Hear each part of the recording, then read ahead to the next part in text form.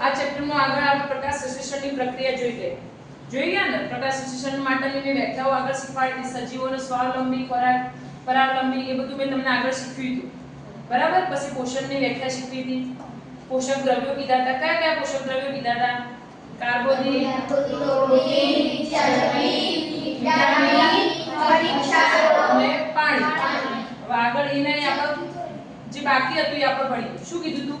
તો પર્ણોમાં લીલું રંજક દ્રવ્ય આવેલું હોય છે, જેને શું કહેવામાં આવે? હરિતદ્રવ્ય. આ પ્રશ્ન મેં લખાયો તો છેલ્લે તમને, જેને હરિતદ્રવ્ય કહે છે. તે પર્ણને સૂર્ય ઊર્જાનું શોષણ કરવામાં મદદરૂપ થાય છે. આપણે આ પ્રક્રિયા શીખવી હતી તમને. તો હરિતદ્રવ્ય શું ક્રિયા કરે ભાઈ? કે સૂર્યપ્રકાશને શોષવામાં આખી પ્રકાશ સંશ્લેષણની પ્રક્રિયા જોઈ હતી ને આપણે. પર્ણમાં રહેલું હરિતદ્રવ્ય હોય એ સૂર્યપ્રકાશનું શોષણ કરે અને નીચે મૂળની નલિકાઓ શું કરે? જમીનમાંથી પાણી અને ખનિજનું શોષણ કરે અને એ બધી વહન નલિકાઓ પર્ણ સુધી પહોંચાડે. પર્ણને આપણે શું કીધું હતું? વનસ્પતિનું કારખાનું. અને કારખાનામાં શું બનતું હતું? ખોરાક. આ બધી પ્રક્રિયાઓ જોઈ હતી ને આપણે. જુઓ, સૂર્ય ઊર્જાનું શોષણ કરવામાં મદદરૂપ થાય છે. આ ઊર્જા કાર્બન ડાયોક્સાઇડ અને પાણીમાંથી ખોરાક બનાવવામાં વપરાય છે. આમ સૂર્યપ્રકાશની હાજરીમાં ખોરાકનું સંશ્લેષણ થતું હોવાથી આ પ્રક્રિયાને કઈ પ્રક્રિયા કહેવામાં આવે ભાઈ? પ્રકાશ સંશ્લેષણની પ્રક્રિયા. મેં તમને સમજાવ્યું કે પર્ણમાં જે હરિતદ્રવ્ય આવેલું હોય એ શું કરે? સૂર્યપ્રકાશમાંથી કાર્બન ડાયોક્સાઇડનું શોષણ કરે. કાર્બન ડાયોક્સાઇડનું શોષણ કરે, નીચે મૂળમાંથી નલિકાઓ દ્વારા પાણી આવે, પાણી અને કાર્બન ડાયોક્સાઇડ ભેગા થઈ અને શું બનાવે? પર્ણમાં ખોરાક બનાવે પોતાનો. અને આ બધી ક્રિયા કોની હાજરીમાં થાય? સૂર્યપ્રકાશની હાજરીમાં. સૂર્યપ્રકાશની હાજરીમાં આ પ્રક્રિયા થતી હોવાથી આ પ્રક્રિયાને કઈ પ્રક્રિયા કહેવામાં આવે? પ્રકાશ સંશ્લેષણની પ્રક્રિયા કહેવાય છે. આપણે કહી શકીએ કે હરિતદ્રવ્ય, સૂર્યપ્રકાશ, કાર્બન ડાયોક્સાઇડ અને પાણી પ્રકાશ સંશ્લેષણની ક્રિયા માટે આવશ્યક છે. મેં તમને લખાયું તો પ્રકાશ સંશ્લેષણની પ્રક્રિયા માટે શું શું આવશ્યક છે ભાઈ? તો હરિતદ્રવ્ય, સૂર્યપ્રકાશ, કાર્બન ડાયોક્સાઇડ, પાણી અને આ બધું થઈ પ્રકાશ સંશ્લેષણની પ્રક્રિયા થાય છે. આ પૃથ્વી પરની વિશિષ્ટ ઘટના છે. સૂર્ય ઊર્જા એ પૂર્ણ પર્ણ દ્વારા શોષિત થાય છે અને વનસ્પતિમાં ખોરાક સ્વરૂપે સંગ્રહ થાય છે. સૂર્ય ઊર્જા શું થાય? પર્ણ દ્વારા શોષણ થાય અને વનસ્પતિમાં ખોરાક સ્વરૂપે તેનો શું થાય? સંગ્રહ થાય. આથી સૂર્ય એ બધા સજીવો માટે ઊર્જાનો મુખ્ય સ્ત્રોત છે.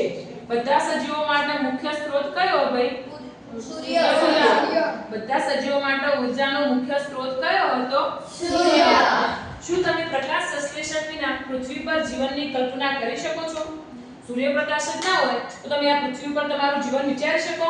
ના. તમારે જ પોતે જીવન જીવવા માટે સૂર્યપ્રકાશની જરૂર હોય. નહીતર કોઈ એક વ્યક્તિ હોય અને અંધારામાં આખો રાતનો દિવસ માટે પૂરી દેવામાં આવે તો શું એ વ્યક્તિ તમારી જેમ તંદુરસ્ત જીવી શકે ભાઈ? ના. તમને અજવાળો પણ જોઈએ ને જીવવા માટે. ડોક્ટરો એવું કહેતા હોય સૂર્યપ્રકાશમાંથી ઘણા વિટામિન આપણા શરીરમાં મળતા હોય. કોઈના આઈડિયા ખરો? આપણે ધોરણ 6 માં આવે કઈ વિટામિન ડી અને વિટામિન ડી થી શું થાય શરીરમાં? હાડકા અને દાંતના સંરક્ષણ માટે કઈ વિટામિન યુઝ થાય? Vitamin D. અને વિટામિન ડી શેમાંથી મળે? સૂર્યપ્રકાશમાંથી. આ ધોરણ 6 માં પહેલું ચેપ્ટર એમાં પોષક દ્રવ્યો વિશે તમે ભણ્યા છો. જોવું કીધું પ્રકાશ સંશ્લેષણ વિના કોઈ પણ ખોરાક બની શકે નહીં. પ્રકાશ સંશ્લેષણ વિના તમે કોઈ પણ ખોરાક બનાવી શકાય નહીં. વનસ્પતિમાં એની વૃદ્ધિ કે વિકાસ થશે નહીં. લગભગ બધા જ સજીવોનું અસ્તિત્વ એ પરોક્ષ કે પ્રત્યક્ષ રીતે વનસ્પતિ દ્વારા બનાવેલા ખોરાક પર જ આધારિત છે. બીજી બાજુએ ઓક્સિજન જે બધા જ સજીવોના અસ્તિત્વ માટે જરૂરી છે. જેમ સૂર્યપ્રકાશ જરૂરી છે એમ બીજો કયો વાયુ બધા સજીવો માટે જરૂરી હોય? ઓક્સિજન. ટ્રાયંગલ કરો હેડો. તો ઓક્સિજન કે જે બધા જ સજીવો માટે અસ્તિત્વ માટે જરૂરી છે. કેમ જરૂરી છે? તે પ્રકાશ સંશ્લેષણ દરમિયાન ઉત્પન્ન થાય છે. પ્રકાશ સંશ્લેષણની ગેરહાજરીમાં પૃથ્વી પર જીવન અશક્ય છે. પ્રકાશ સંશ્લેષણની ગેરહાજરીમાં ભાઈ પૃથ્વી પર જીવન શક્ય નથી. કોઈ પણ પ્રકાશ સંશ્લેષણની પ્રક્રિયા જો ના થતી હોય તો કોઈ વૃક્ષ કે કોઈ છોડનો વિકાસ થશે ખરા? ના. તો એના વગર કોઈ જીવન શક્ય ખરા? ના. જો એના આગળ શું કીધું? તો પ્રકાશ સંશ્લેષણ દરમિયાન પર્ણના હરિતદ્રવ્ય ધરાવતા કોષો સૂર્યપ્રકાશની હાજરીમાં કાર્બન ડાયોક્સાઇડ અને પાણીનો ઉપયોગ કરી કાર્બોદિતનું સંશ્લેષણ કરે છે. શું કીધું ફરીથી જુઓ તો પ્રકાશ સંશ્લેષણ દરમિયાન પર્ણના હરિતદ્રવ્ય ધરાવતા જે કોષો હોય એ સૂર્યપ્રકાશની હાજરીમાં કાર્બન ડાયોક્સાઇડ અને પાણીનો ઉપયોગ કરી શું કરે ભાઈ કાર્બોદિતનું સંશ્લેષણ કરે છે. આ પ્રક્રિયા સમીકરણ દ્વારા નીચે મુજબ દર્શાવી છે. શું દર્શાવી જુઓ તો કાર્બન ડાયોક્સાઇડ શું કહેવામાં આવે CO2 આપણે કહીએ અને પછી પાણીને કયું કહેવામાં રાસાયણિક નામ H2O. હા અને આ સૂર્યપ્રકાશની હાજરીમાં હરિતદ્રવ્યનો ઉપયોગ કરી અને શું બનાવો ભાઈ કાર્બોદિત પદાર્થ અને બીજું ઓક્સિજન અને એ ઓક્સિજનનો ઉપયોગ કરી અને માણસો આ સજીવ આ ધરતી ઉપર જીવ્યું. તો એવા શ્વસનનો ઓક્સિજન લો લઈ લેતા તો ઓક્સિજન કઈ પ્રક્રિયાથી બને ભાઈ તો આ પ્રકાશ સંશ્લેષણની પ્રક્રિયાથી.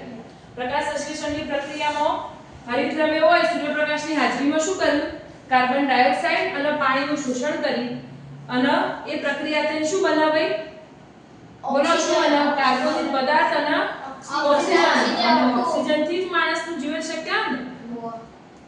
આ સમીકરણ તમને પૂછાય તો આવડે ખરું હા બધાના હા. જો આગળ આ તમને નીચે પ્રક્રિયા દર્શાવી છે. વિવિધ કોષો દર્શાવ્યા હરિત કોષો રક્ષક કોષો વાયુરંધ્ર પર્ણરંધ્ર ખુલ્લું પર્ણરંધ્ર રક્ષક કોષો તમને આકૃતિમાં દર્શાવી જો તમારા બુકમાં આપેલું હોય. અહીંયા પ્રકાશ સંશ્લેષણ દર્શાવતી તમને જો એક આકૃતિ પણ આપેલી છે. શું એમાં કાર્બન ડાયોક્સાઇડ સૂર્યપ્રકાશની હાજરીમાં કાર્બન ડાયોક્સાઇડ અને ઓક્સિજનનું શું કરે પર્ણ શોષણ કરે. એનું શોષણ કરી અને શું થાય નીચેથી જુઓ પાણી અને ખનિજ ક્ષારોનું શોષણ થાય આ મૂળ દ્વારા. આપણે પ્રક્રિયામાં ભણ્યા હતા ને તો અંદર વનસ્પતિના મૂળ હોય શું કરે જમીનમાંથી ખનિજ ક્ષારો અને પાણીનું શોષણ કરે અને વહન નલિકાઓ ક્યાં પહોંચાડે ભાઈ પર્ણમાં જે લીલું હરિતદ્રવ્ય રહેલું હોય એ શું કરે સૂર્યપ્રકાશમાંથી કાર્બન ડાયોક્સાઇડ અને પાણીનું શોષણ કરે નીચેથી અને શું કરે એનો ખોરાક બનાવે. એના માટે પર્ણને શું કહેવામાં આવે વનસ્પતિનું કારખાનું રસોડું કહેવામાં આવે ને. જો આ પ્રક્રિયા દરમિયાન ઓક્સિજન મુક્ત થાય છે. આ પ્રકાશ સંશ્લેષણની પ્રક્રિયા દરમિયાન શું થાય ભાઈ ઓક્સિજન મુક્ત થાય છે. પર્ણમાં સ્ટાર્ચનું હોવું તે પ્રકાશ સંશ્લેષણની પ્રક્રિયા થવાનું સૂચન કરે છે. પર્ણમાં સ્ટાર્ચ હોય એ પણ શું દર્શાવે પ્રકાશ સંશ્લેષણની ક્રિયા થવાનું સૂચન કરે છે. સ્ટાર્ચ પણ એક કાર્બોદિત પદાર્થ છે. તમને આગળ ધોરણ 6 માં ભણ્યા છે તો કાર્બોદિત સ્વરૂપે કયા પદાર્થો હોય તો સ્ટાર્ચ અને શર્કરા. આખું ને ધોરણ 6 માં તો કાર્બોદિત કયા સ્વરૂપે હોય ભાઈ સ્ટાર્ચ અને શર્કરા. એના માટે અલગ અલગ પ્રયોગો કરવામાં આવતા કે કોઈ પણ પદાર્થમાં કાર્બોદિત રહેલું હોય તો તમારે એના માટે પદ્ધતિ આવતી ને એનો એક દ્રાવણ ઉમેરવામાં આવતું. હા આયોડિનના 2-3 ટીપા ઉમેરવામાં આવતા. જો એમાં કાર્બોદિતનું પ્રમાણ હોય ખોરાકમાં તો એનો રંગ કેવો થાય કાળો. પછી એનામાં એવું ને એવું આપણે પ્રોટીન માટે કરે તો બોલો પ્રોટીનમાં કઈ દ્રાવણ ઉમેરવામાં આવતું કોપર સલ્ફેટ અને કોસ્ટિક સોડા. અને જે પદાર્થમાં પ્રોટીન રહેલું હોય એનો રંગ કેવો થાય જાંબલી. હા એના પછી આપણે ચરબીનો એક પ્રયોગ આવતો કે જે કાગળ ઉપર કરવામાં આવતો ખબર હા કે નહીં બધાને. હા તો અહીંયા શું કીધું હવે તો પર્ણમાં સ્ટાર્ચનું હોવું એ પ્રકાશ સંશ્લેષણની પ્રક્રિયા થવાનું સૂચન કરે છે. સ્ટાર્ચ પણ એક કાર્બોદિત પદાર્થ છે. હવે પૂજાને એક પ્રશ્ન થયો જુઓ. મુજો એક ઘેરો લાલ જાંબલી અને કથ્થાઈ રંગના પર્ણ ધરાવતી વનસ્પતિ જોઈ. તેને જાણવું છે કે શું આ પર્ણો પ્રકાશ સંશ્લેષણની પ્રક્રિયા કર્યું હોય. પહેલા તો તમે જ વિચારજો કે પર્ણો જાંબલી લાલ આ બધા રંગના હોય તો શું એમાં પ્રકાશ સંશ્લેષણની પ્રક્રિયા થશે? થાય કે ના થાય? થાય. તમે જોયું ને એવું ના જરૂરી કે બધા લીલા રંગના પર્ણ હોય તો જ પ્રકાશ સંશ્લેષણની પ્રક્રિયા થાય. જોઈએ હેડો આગળ બુકમાં તમને આપ્યું તમને એક પ્રવૃત્તિ આપી છે. શું કીધું કે કુંડામાં ઉગાડેલા બે એક સરખા છોડ લો. એક તમને પ્રવૃત્તિ આપી અંદર કુંડામાં ઉગાડેલા બે એક સરખા છોડ લો. એક છોડને અંધકારમાં 72 કલાક માટે રાખો અને બીજા છોડને સૂર્યપ્રકાશમાં રાખો. તમને એક પ્રવૃત્તિ કરવાની કીધી તો કુંડામાં એક સરખા હોય એવા બે છોડ લો, એમાંથી એક છોડના અંધકારમાં 72 કલાક સુધી રાખો અને એક છોડનો સૂર્યપ્રકાશની હાજરીમાં રાખો. જે પ્રમાણે ધોરણ આવી પ્રવૃત્તિઓ તમે આગળ ધોરણમાં કરી, આગલા ધોરણમાં કરી હશે. ધોરણ 6 માં આવ્યું ને આ બધા પ્રયોગો મેં આયોડિનના ને કીધા. ધોરણ 6 માં જ આ પ્રયોગો કરવાના હતા ને. શું કીધું? એવી જ રીતે બંને છોડના પર્ણોનું આયોડિન દ્વારા શું થશે? પરીક્ષણ કરવું. આપણે હમણાં કીધું કે કાર્બોદિતનું પરીક્ષણ આપણે આયોડિન મેળવીને કરતા ને, તો એવી રીતે આ બંને છોડનું આયોડિન દ્વારા શું કરો? તમે એનું પરીક્ષણ કરો. તમારું પરિણામ નોંધો. હવે જે છોડને અંધકારમાં રાખેલો હતો તેને 3-4 દિવસ માટે સૂર્યપ્રકાશમાં મૂકો. જેને પહેલા અંધકારમાં રાખ્યો તો એના હવે સૂર્યપ્રકાશમાં મૂકો અને ફરીથી તેના પર્ણોનું આયોડિન દ્વારા પરીક્ષણ કરો. તમારી નોટબુકમાં તમારી અવલોકનની નોંધ કરો. આ પ્રયોગ કર્યો અને પછી તમારા નોટબુકમાં અવલોકન કરો. તમને સ્કૂલમાં આ બધા જુદા જુદા પ્રયોગો કરવામાં આવ્યું ભાઈ? આ પર્ણો દ્વારા પ્રયોગ કરવામાં આવ્યું ને? લીલા સિવાય અન્ય રંગના પર્ણો પણ હરિતદ્રવ્ય ધરાવે છે. તમને આગળ પેલા પૂજાનો જે સવાલ થયો હતો ને કે જાંબલી અને શું લાલ રંગના પર્ણો હરિતદ્રવ્ય ધરાવે? પ્રકાશ સંશ્લેષણની પ્રક્રિયા થાય તો આમાં તમને જો એનો જવાબ આપ્યો કે લીલા સિવાય અન્ય રંગોના પર્ણો પણ હરિતદ્રવ્ય ધરાવે છે. જે પર્ણો હરિતદ્રવ્ય ધરાવતા હોય એમાં શું થશે? પ્રકાશ સંશ્લેષણની પ્રક્રિયા થશે. પ્રકાશ સંશ્લેષણની પ્રક્રિયા થવા માટે હરિતદ્રવ્ય હોવું જરૂરી છે ને? હા કે નહીં? લાલ, કથ્થઈ અને બીજા રંજક દ્રવ્યોનું વધુ પ્રમાણ લીલા રંગને ઢાંકી દે છે. તો તમને આવો સવાલ પૂછાય કે લાલ, કથ્થઈ અને બીજા રંજક દ્રવ્યોનું વધુ પ્રમાણ લીલા રંગને ઢાંકી દે છે. તો કયો પદાર્થ લીલા રંગને પર્ણમાં રહેલા લીલા રંગને ઢાંકી દે છે? બોલો શું જવાબ આવે એનો? લાલ, કથ્થઈ અને રંજક દ્રવ્ય હોય આ બધો પદાર્થ શું કરે? અંદર લીલા રંગનો ઢાંકી દે એટલે પર્ણનો રંગ બદલાઈ જાય. જો તમને અલગ અલગ રંગના પર્ણો આપેલા તમારી બુકમાં જો બધા આ પર્ણોમાં પણ પ્રકાશ સંશ્લેષણ જોવા મળે છે. જોયું તમે? અલગ અલગ રંગના પર્ણો આપેલા ને, જાંબલી, લીલો, પીળો, ગુલાબી આ બધા રંગ તમે જોયા હશે. જોયા કોઈ એવા વૃક્ષો, કોઈ એવા છોડ, કોઈ વનસ્પતિ કે જેના પર્ણનો રંગ અલગ અલગ હોય? પિંક કલર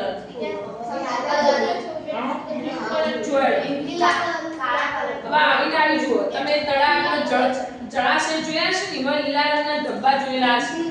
પાણી ભરેલું રહેતું હશે તમારા ઘરની લીલ જુઓ ને તો એ લીલા રંગની હોય શું એમાં પ્રકાશ સંશ્લેષણની પ્રક્રિયા થાય?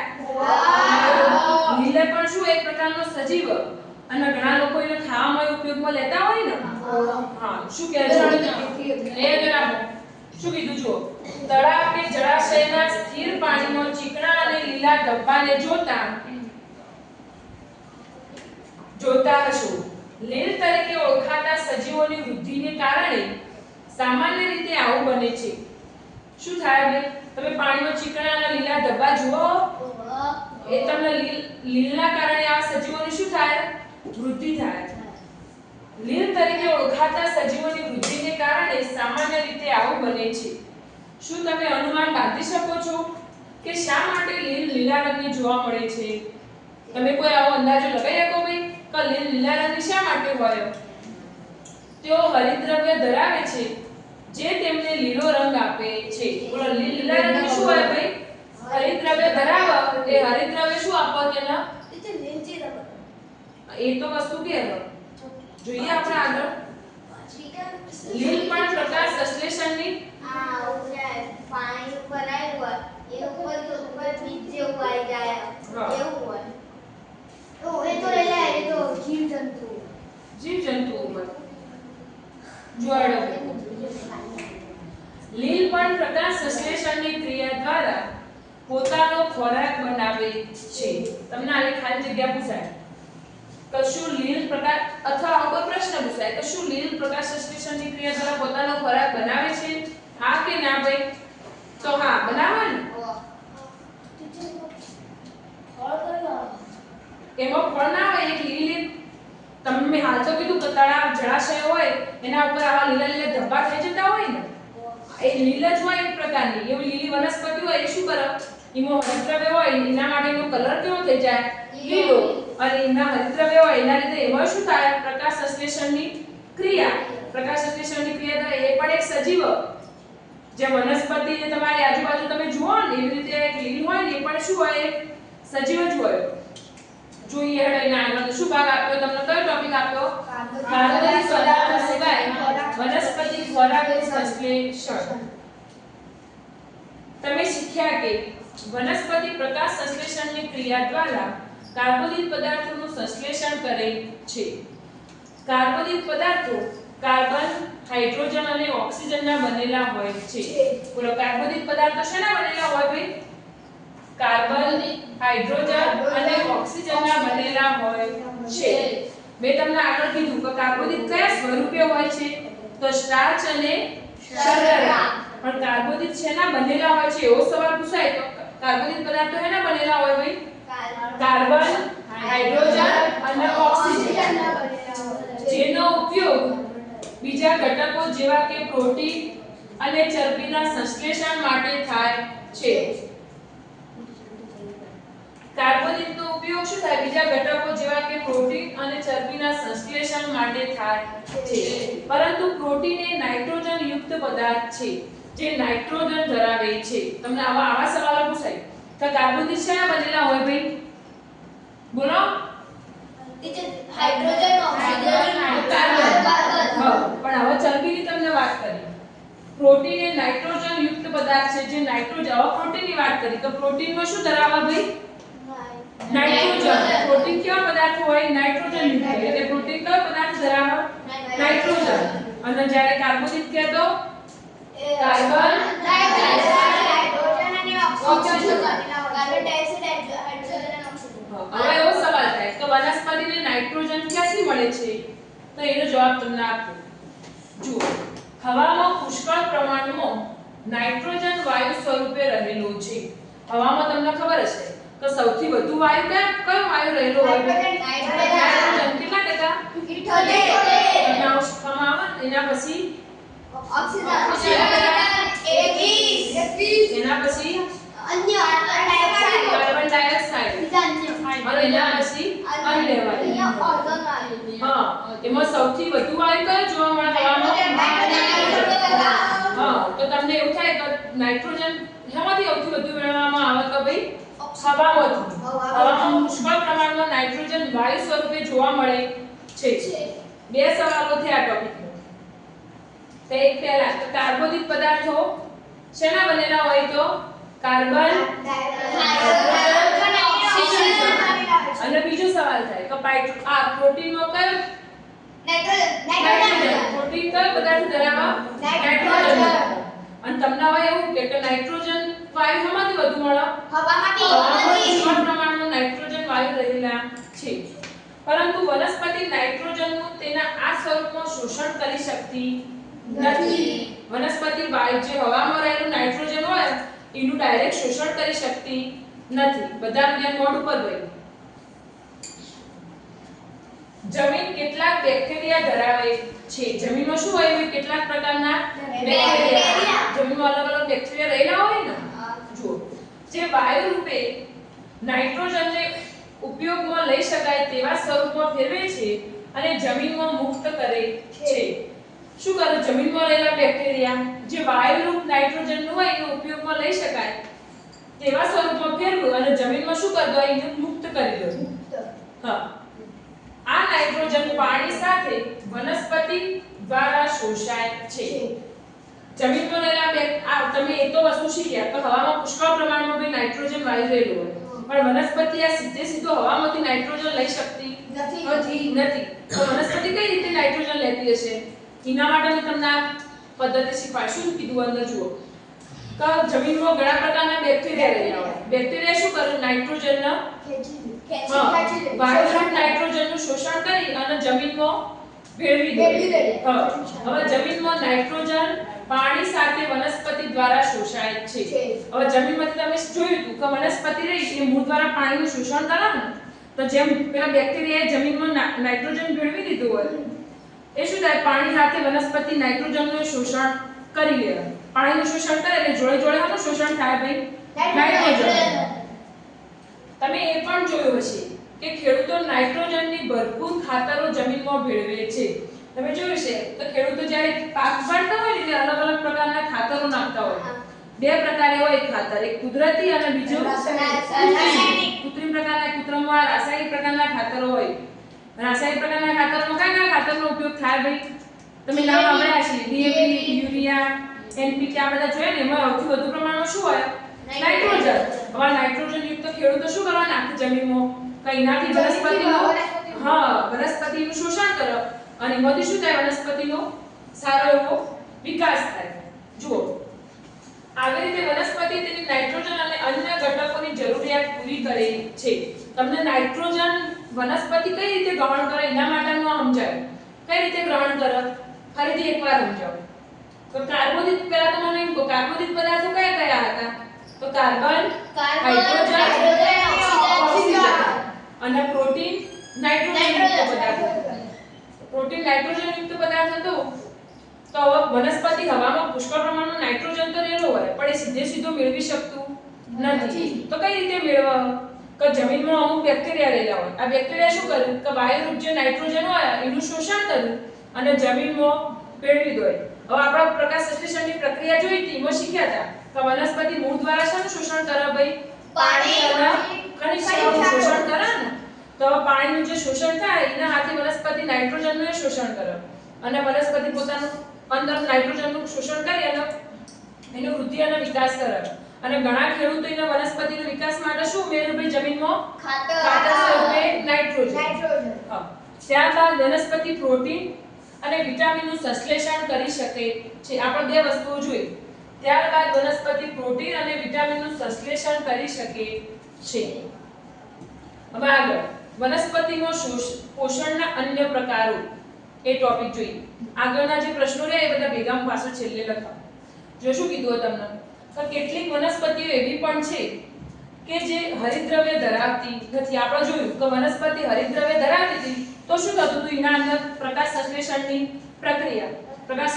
પ્રક્રિયા થવા માટે હરિતદ્રવ્ય હોવું જરૂરી હતું ને. પણ ઘણી એવી વનસ્પતિઓ કે જે હવે હરિતદ્રવ્ય ધરાવતી નથી. શું કીધું? તેઓ પોતાનો ખોરાક જાતે બનાવી શકતી નથી. તેઓ કેવી રીતે જીવી શકે છે? તમારા મનમાં સવાલ થાય. આપણે એવું કીધું હતું તો વનસ્પતિ પ્રકાશ સંશ્લેષણની પ્રક્રિયાથી પોતાનો ખોરાક જાતે બનાવે અને એનો વૃદ્ધિ અને વિકાસ જાતે કરે. તો જે વનસ્પતિ પોતાનો ખોરાક જાતે નહીં બનાવતી, જેના અંદર હરિતદ્રવ્ય નહીં હોય, એ તો પ્રકાશ સંશ્લેષણની પ્રક્રિયા થશે જ નહીં. તો હવે એનો ખોરાક જાતે બનાવશે નહીં તો એનો વૃદ્ધિ અને વિકાસ કઈ રીતે થશે? જુઓ, તેઓ મનુષ્ય અને અન્ય પ્રાણીઓની જેમ બીજી વનસ્પતિઓ દ્વારા બનાવેલા ખોરાક ઉપર નભે છે. આપણે કીધું હતું સ્વાવલંબી અને પરાવલંબી. શીખ્યા હતા ને? સ્વાવલંબીમાં આપણે વનસ્પતિનું ઉદાહરણ જોયું હતું કે એ પોતાનો ખોરાક જાતે બનાવે. પણ મનુષ્ય પોતાનો ખોરાક જાતે બનાવે ના. તો મનુષ્યને કેવો કીધા હતા આપણે? પરાવલંબી. તો એવી ઘણી બધી વનસ્પતિઓ હશે. બધી વનસ્પતિઓ સ્વાવલંબી નહીં હોતી. ઘણી વનસ્પતિઓ હશે કે જે પોતાનો ખોરાક પોતાની જાતે બનાવશે નહીં. શું કરશે? બીજા નાની વનસ્પતિઓ જે પોતાનો ખોરાક બનાવ્યો છે એ ખોરાકનો ઉપયોગ પોતે ગ્રહણ કરશે અને મનુષ્યની જેમ બીજાના ઉપર આધાર રાખશે. બોલો, જે સજીવ બીજાના ઉપર ખોરાકનો આધાર રાખે એને કેવા સજીવો કહેવામાં આવે? પરાવલંબી. અને પોતાની જાતે જે ખોરાક બનાવતા હતા એમના તેઓ મનુષ્ય અને પ્રાણીઓની જેમ બીજી વનસ્પતિઓ દ્વારા બનાવેલા ખોરાક પર નભે છે. તેઓ પરાવલંબી પોષણ ધરાવે છે. આપણે જોયું ને તો બીજા ઉપર ખોરાકનો આધાર રાખ્યો તો એમને કેવા સજીવો કીધા? પરાવલંબી.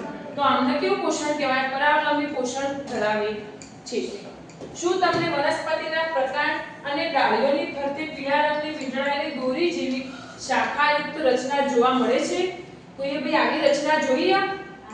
હા, તો પર્ણની કોરે મોરે પીળા રંગની વીંટળાયેલી શું હોય? દોરી જેવી રચના જોયેલી? હા, વેલા જોયેલા ને? જુઓ, આ અમર વેલ છે. શું કીધું? અને કઈ વેલ કહેવાય ભાઈ? તો વનસ્પતિ પ્રકાર અને ડાળીઓની ફરતે પીળા રંગની વીંટળાયેલી દોરી જેવી શાખાયુક્ત રચનાને અમરવેલ કહે છે. તો અંડરલાઈન કરો બધા.